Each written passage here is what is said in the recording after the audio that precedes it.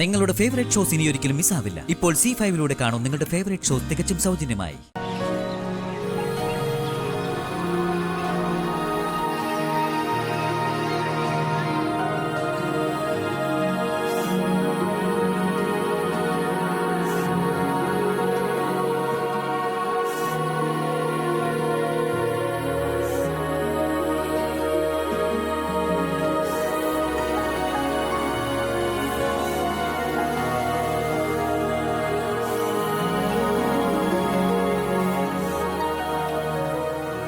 കുടിക്കാൻ വെള്ളം. ഞാൻ തന്നോട് ആവശ്യപ്പെട്ടോ? എന്തായാലും വെള്ളം കുടിക്കണമല്ലോ. പിന്നെന്താ? അല്ല, ഇതെന്താ എഴുതുന്നത്? ഞാനൊന്ന് നോക്കട്ടെ. അതിങ്ങ് തരാനാ പറഞ്ഞത്. ആരാധികയ്ക്കോ? തരാനല്ലേ പറഞ്ഞത്?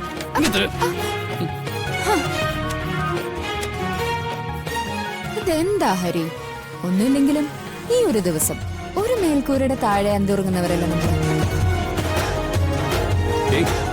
ഈ പറഞ്ഞ വാക്കുകളൊക്കെ ഒരു നല്ല കൺസെപ്റ്റിൽ ആളുകൾ ചിന്തിക്കുന്ന കാര്യങ്ങളാണ്. നീ അത് പറഞ്ഞ് ആ വാക്കുകൾ വൃത്തികേടാക്കണ്ട. നിന്റെ പടം നയിക്കാൻ വീണയെ മുന്നിൽ നിർത്താനൊക്കെ എളുപ്പമാണ്. കാരണം നിന്റെ പണവും പ്രൗഢിയൊക്കെ കാണുമ്പോഴേക്കും അങ്ങ് അലിഞ്ഞു പോകുന്നൊരു മനസ്സ് അവൾക്കുണ്ട്. അത് അവൾക്ക് മാത്രം. വീണയുടെ മനസ്സിളക്കിയിട്ട് എന്ത് കാര്യം? എനിക്കതല്ലല്ലോ വേണ്ടത്. നീ മുറിയിൽ നിന്ന് ഇറങ്ങിപ്പോയെ. എത്ര തവണ ഞാൻ നിന്നോട് പറഞ്ഞു അനുവാദമില്ലാതെ ഈ മുറിക്കകത്ത് കയറിയതെന്ന്?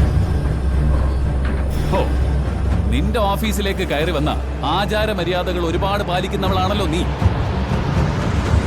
ആ കൂട്ടത്തില് അന്തസ്, നാണം എന്നൊക്കെയുള്ള വാക്കുകളൊന്നും കേട്ടിട്ടില്ലേ?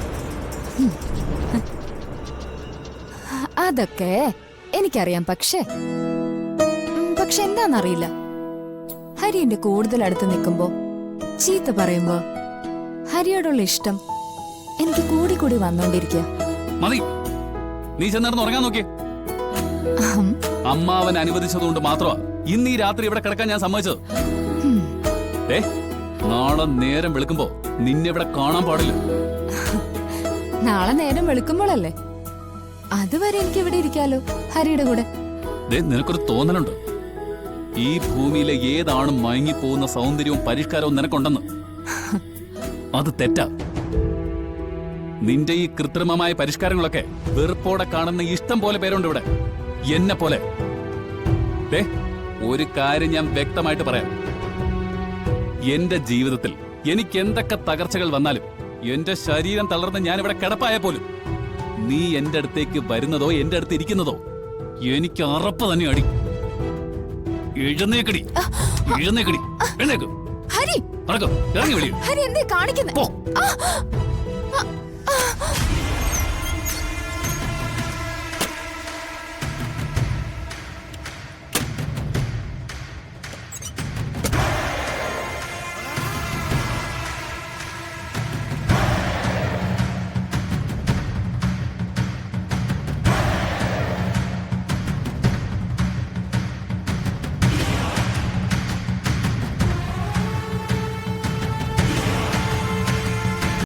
ഡൗൺലോഡ് ചെയ്യൂ C5 ആപ്പ്. കാണൂ എല്ലാ എപ്പിസോഡുകളും സൗജന്യമായി.